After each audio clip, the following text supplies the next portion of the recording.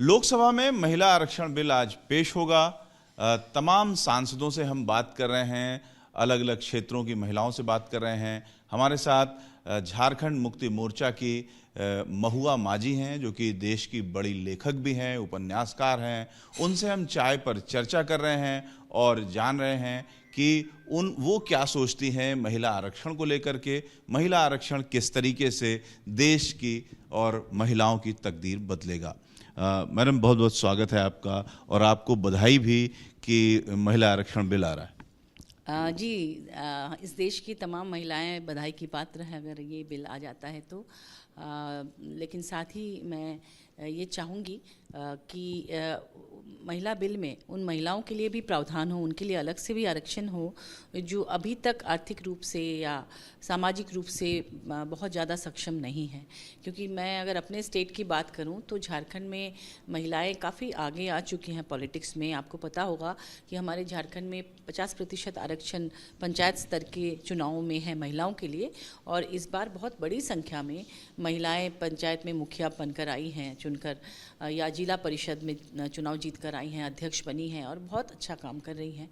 तो ये आरक्षण हो जाने पर एमएलए और एमपी इलेक्शन में भी वो अपनी क्षमता दिखा पाएंगी और फिर देश के लिए महिलाओं के हित में जो पॉलिसीज़ हैं उसको बना। जिला पंचायतों में आरक्षण हो, इस पर चर्चा करेंगे आप लोग सदन में, आप मांग उठाएंगे? हमारे स्टेट में तो है, आपको बताया मैंने कि हमारे बाकी देश के सभी हिस्सों में जो बिल है उसमें इसका प्रावधान हो। हाँ, इसमें भी होना चाहिए, क्योंकि एक तरह से देखा जाए तो वो होमवर्क है, वो ग्रास रूट लेवल से उभर कर हैं महिलाएं, तो उनको एक अनुभव भी होता है और बेहतरी के साथ काम कर सकती हैं। क्योंकि उस लेवल पर काम करना ज़्यादा मुश्किल होता है। आपको गांव में, राजनीति में जो ड्रॉप आउट महिलाएं होती हैं वो शायद वहीं से ज़्यादा होती हैं। हाँ बिल्कुल, मुझे लगता है इसके लिए सरकार को सोचना चाहिए। इस बिल का स्वागत है। हम लोग भी आवाज़ उठाते रहे हैं। मेरी पार्टी हमेशा महिलाओं के हित में पॉलिसीज़ बनाती रही है। बहुत सारी पॉलिसीज़ हमारे माननीय मुख्यमंत्री हेमंत सोरेन जी ने बनाई हैं महिलाओं के लिए। किशोरी समृद्धि योजना है, एक सावित्रीबाई फुले किशोरी समृद्धि, जो 40-40 हज़ार रुपये लड़कियों को, किशोरियों को दिया जा रहा है ताकि वो पढ़ाई ड्रॉप आउट ना करे। क्योंकि आपके राज्य में आरक्षण जिला स्तर पर मिला हुआ है, क्या आपको अनुभव है उससे, किस तरह से लाभ हो रहा है लोगों को, और वो लाभ वास्तव में ज़मीन पर दिखाई दे रहा है? बिल्कुल दिखाई दे रहा है। ऐसे भी बहुत जुझारू हमारे यहाँ की ट्राइबल महिलाएं, हर रैली, धरना, प्रदर्शन, हर जगह आप देखेंगे कि वो बहुत मुखर रहती हैं। ऐसे में अपने हक अधिकार के लिए वो एमएलए और एमपी इलेक्शन में भी अगर चुनकर आती हैं तो बहुत अच्छा काम करेंगी। और आपको मैं बता दूं कि हमारे स्टेट में 12.35% महिलाएं हैं विधानसभा में, जो कि गुजरात में सिर्फ 7.14% है, और अगर जम्मू कश्मीर की बात करें तो 2.30% है, और मध्य प्रदेश में जहां भाजपा की सरकार वहां भी 9.13% ही है, जबकि हमारे स्टेट में झारखंड में 12.35% महिलाओं की भागीदारी है विधानसभा में। और अगर इस तरह से बिल आ जाएगा तो निश्चित रूप से, क्योंकि राज्यसभा में अभी हमारे यहाँ 14% महिलाएं हैं, और लोकसभा में लोकसभा में 14% और राज्यसभा में 10% महिलाएं हैं, जो कि बहुत कम है। क्योंकि आप सभी जानते हैं कि नेपाल, पाकिस्तान, बांग्लादेश जैसे छोटे कंट्रीज़ में भी हम लोगों से ज़्यादा महिलाओं की संख्या है संसदों में। तो ये तो बहुत ज़रूरी है, लेकिन उसके साथ हम चाहेंगे कि इस बिल में ST, SC और OBC महिलाओं के लिए भी प्रावधान हो, नहीं तो उसका लाभ SC ST का तो प्रावधान शायद है, लेकिन जो OBC हैं और ट्राइबल्स हैं उनकी मांग उठती रही है, उसके लिए आप लोग लड़ाई लड़ेंगे सदन में? देखिए, तीनों का होना चाहिए, ST, SC, OBC तीनों का ही होना चाहिए। अब दो की बात हो रही है कि होगा, तीसरे का भी होना चाहिए। नहीं तो आप देखिए, जो लोग आर्थिक रूप से ज़्यादा संपन्न हैं, शिक्षा में ज़्यादा आगे हैं, वही हावी रहेंगे ऐसी महिलाएं। और ऐसे भी हम लोगों ने बहुत खुशी जताई थी कि ये बिल आ गया, और जैसे ही घोषणा हुई लोकसभा से, माननीय प्रधानमंत्री जी ने ये बात रखी तो पूरे देश में ये बात फैली, और मेरे पास बहुत जगह से फ़ोन आने लगे, क्योंकि मैं झारखंड वीमेंस कमीशन की की चेयरपर्सन रही हूँ और साथ ही अपने पार्टी जेएमएम की भी महिला विंग की सेंट्रल प्रेसिडेंट रही हूँ। तो वहाँ मेरी जो महिलाएं हैं गांव देहात में, जंगलों में, पहाड़ों में, उन इलाकों की महिलाएं हैं, उनमें बहुत खुशी थी। उन्होंने मुझे फ़ोन करना शुरू किया कि इस बार चुनाव की हम लोग तैयारी कर रहे हैं, हम लोग लड़ेंगे। बहुत जोश था। लेकिन जब उन्हें पता चला, हम लोगों को पता चला कि भाई नहीं, अभी तो नहीं होने वाला है 2024 में, और ये जैसा लग रहा है कि जनगणना के बाद और परिसीमन के बाद होगा, तो देखा जाए तो 2029 में इसका लाभ मिल सकता है महिलाओं को। तो इतना लंबा क्यों, जबकि माननीय मोदी जी नोटबंदी भी तत्काल घोषणा करते हैं। यही सबसे बड़ा पेच है।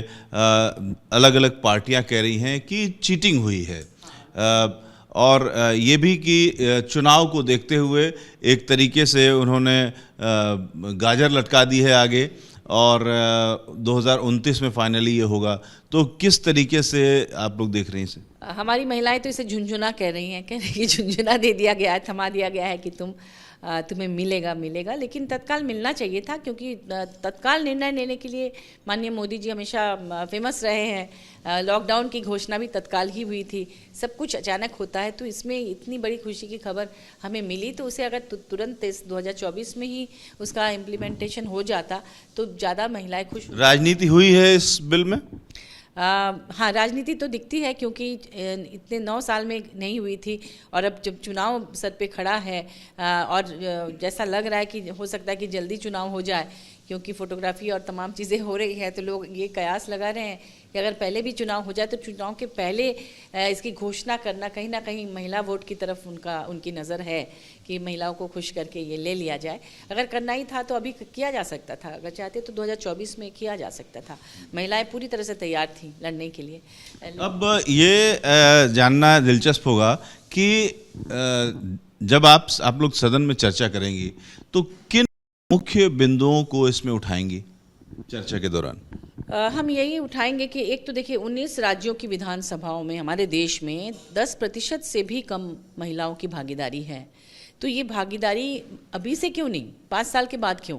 अभी से अगर हम करें तो एक बार अभी चुनाव लड़ेंगी, उसके बाद फिर उनका अनुभव भी होगा, फिर आगे 5 साल में और अच्छा करेंगी। तो इतना डिले नहीं होना चाहिए, ये हम लोग चाहेंगे कि तत्काल हो।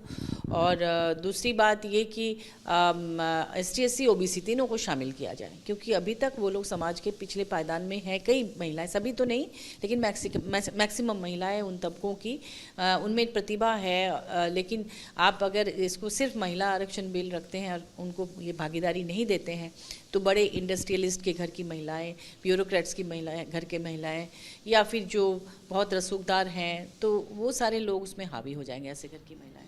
तो महुआ माझी से हमने चाय पर चर्चा की, और ख़ास तौर से ये 2 बातें उभर करके सामने आ रही हैं विभिन्न बातों के अलावा, कि आज की जो लोकसभा में चर्चा होगी महिला आरक्षण बिल को लेकर के, उसमें सांसदगण, खासतौर से विपक्ष के सांसद, ये 2 मुद्दे उठाएंगे। एक तो ये कि बिल में OBC महिलाओं को भी शामिल किया जाए, और दूसरे 2029 की बात न करके इसे तुरंत और तत्काल प्रभाव से महिला आरक्षण बिल लागू किया जाए। Ravikant, ABP news, Delhi.